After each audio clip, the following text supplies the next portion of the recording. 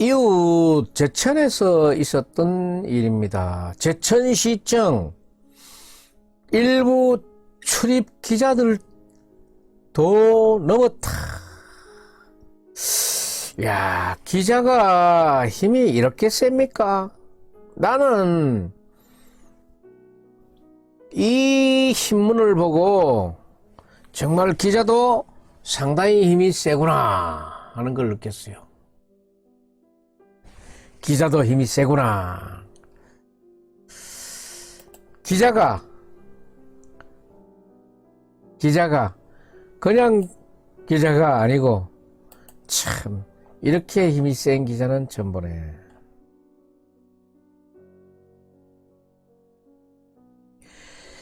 제천 조폭 기자들, 조폭 기자들, 조폭이라네? 아무도 그들은 막을 수 없었다. 제목만 해도 섬찟합니다. 제천 조폭 기자들, 아무도 그들을 막을 수 없었다. 어떻게 해서 그들을 막을 수 없었는가 한번 봅시다. 지역 사례를 발칵 뒤집은 조폭 출신 기자들 재판에 연루됐다. 충북일간지 충청매일 제천 주재 기자, 시청 공무원 친형과 도박장 개살 혐의. 시청 공무원이 또 끼네. 판공비, 광고비, 집행 배분까지 한 제천 지역 그 기자. 이야, 대단하네.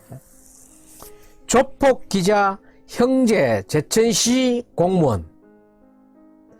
배임, 도박 혐의에도 승진. 배임하고 도박한 혐의가 있는데도 조폭 형제는 승진을 했다. 업무상 배임 기소 6개월 후 6급 승진. 제천시 공무원 기자 비위 논란. 남의 일 못한다. 제천시는 이걸 함부로 못 건드리네.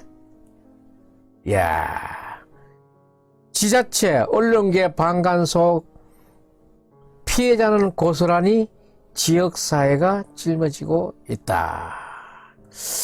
이야, 세네. 한번 읽어보겠습니다.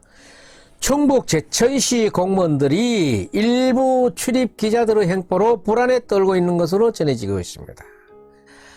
8일 익명을 요구한 제보자에 따르면은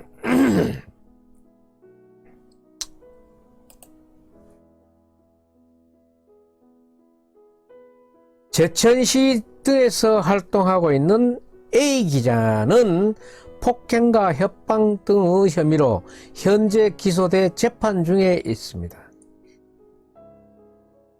A 기자는 지난 2019년 3월경 제천시청 B 공무원을 한 공무원으로 불러 폭행하는 등 혐의와 함께 C 공무원을 찾아가 자기가 원하는 업체의 물품을 사도록 협박하고 시내 모 사무실에서 수천만 원대의 도박판을 벌이게 한 혐의도 있다.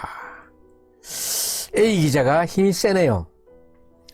또한 다른 지역 인터넷 신문 D 기자 행포는 조폭 수준에 가까울 정도다.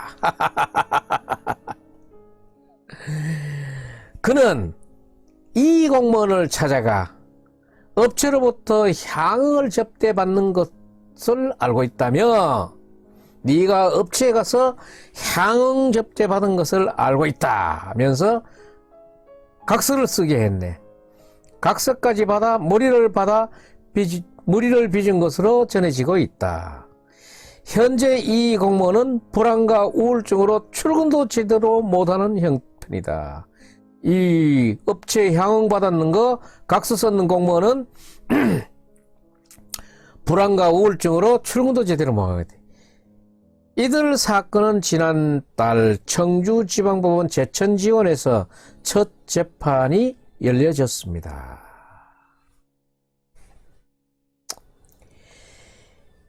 이 같은 사실이 알려지자 지역 공무원 및 시민들은 충격과 공포에 휩싸이는 거죠. 제천시의 한 공무원은 이들의 행포는 어느 정도 들어서 알고 있는데 이런 인물들인지는 전혀 몰랐다며 메인 뉴스에 나올 만한 충격적인 일이라고 혀를 차고 있다. 이어 이런 사람들이 어떻게 기자로서 활동할 수 있는지 이해할 수 없다며 직원이면 누구나 당할 수 있는 일이기에 제천시 및 의회는 근본적인 대책을 마련해야 된다고 주장하고 있습니다. 일부 시민들도 이 내용을 들은 시민들은 아연질색하고 있다는 겁니다.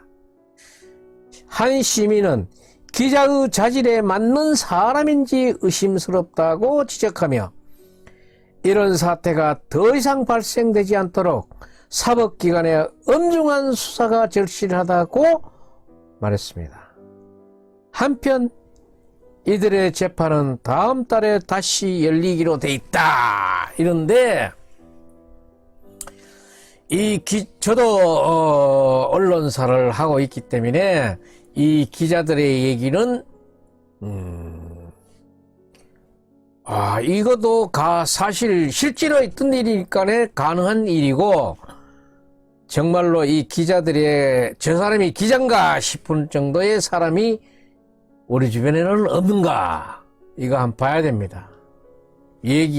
내가 기자로서 기자를 다루는 거는 좀 같은 동정이니까 그렇지만은 기사 내용이 나온 대로 나온 얘기 그대로를 그냥 전달한다 그러면은 기자의 자질이 맞는 사람인지 의심스럽다. 시민들이 이렇게 저 사람을 봐서는 안 돼요. 이 글을 쓴다는 게 그렇습니다. 글을 쓴다는 게 글을 일단 써서 발표를 하는 사람이 자기 처신이 발라야 돼요. 무사람들의 그런 신뢰를 받을 수 있는 사람이어야 돼요. 과거의 행적이 거기에 부합되지 않는 사람이 그런 일을 한다 그러면은 누가 그 글을 바로 보겠습니까? 저 자신도 항상 지금도 제 화면 제일 위에는 정의가 승리한다. 이 정의를 얘기하잖아요. 제가 이것은 저의 이 모가지를 다루면은 올감입니다. 야, 네가 무엇이 정의롭냐? 이렇게 묻는 겁니다. 야, 네 남 등쳐서 돈 버는 거 없냐? 응? 묻는 겁니다. 네가 지금 바른 기사를 쓰느냐? 네 글이 지금 바로 됐느냐? 묻는 겁니다. 거기에 대해서 나는 정의가 승리한다. 이렇게 걸어놓고 나는 내가 본 대로 느낀 대로 앞으로 내가 생각하고 있는 그런 것을 논평을 할 때는 대안을 제시하는 겁니다.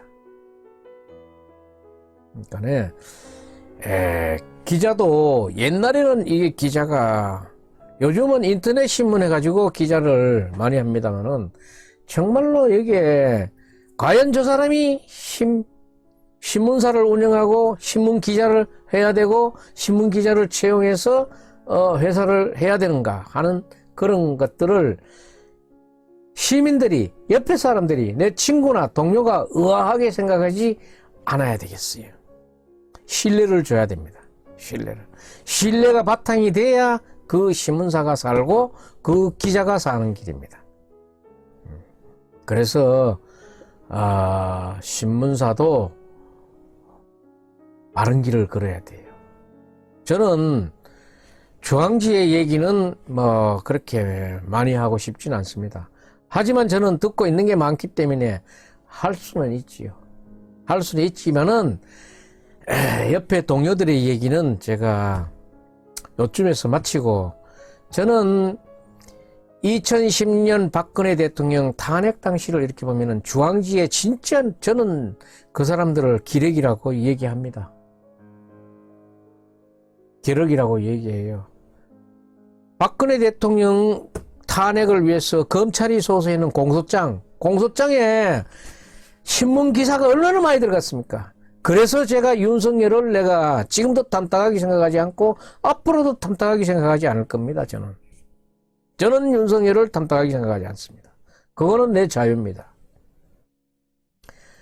제가 그 깊은 정보에 내가 거기에 접근할 수는 없지만은 이 우정찬 기자가 썼는 판결문, 공소장에 근거되는 글들을 내가 읽어보고 확인하고 그거는 지금 변경할 수 없는 거예요. 문자로 활자로 바뀌어져 있는 거예요. 거기에 그 내용을 보고 박근혜 대통령 탄핵 검찰팀들이 특검팀들이 했는 흔적을 보고 나는 정말 붕괴하지 않을 수가 없어요. 제가 지금 이걸 저거를 쓰면은 니는 좌파냐 우파냐? 나는 좌파도 우파도 아니다. 잘하는 놈은 칭찬해주고 못하는 놈은 좌파고 우파고 강제로 깔 일은 아니지만은 있는 대로 나는 보고 짓거릴 것이다 하는 것이에요. 정말 중앙기 기자들 떳떳했는가? 지금 세월호를 통해서도 많은 사건들이 무죄로 나왔어요. 기자들이 다 마구 펌프질 했는 거 아닙니까? 수사기관은 여론에 동조했는 게고 법보다